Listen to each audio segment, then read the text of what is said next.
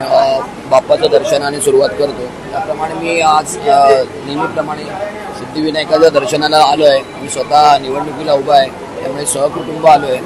बाप्पाचं दर्शन घेतलं, आशीर्वाद घेतला, आता मतदानाला जाईल.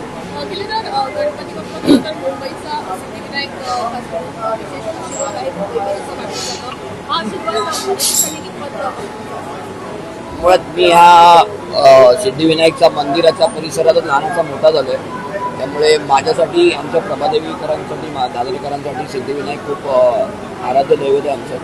आणि एकंदर पाहता मी 15 दिवस जो काय आम्ही प्रचार केला आणि लोकांकडून जो काय प्रतिसाद मिळतोय त्यामध्ये मला मनसेसाठी, विशेषतः मनसेसाठी आणि शिवसेना उद्धव बाळासाहेब ठाकरे या दोन पक्षांसाठी, विशेषतः मराठी माणसांमध्ये जी आपुलकी आणि एक वेगळी भावना जी जाणवली, त्यातून मला असं वाटतं की आमची सत्ता येईल.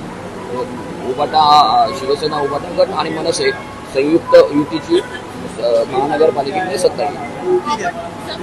मतदारांना काय आव्हान असेल?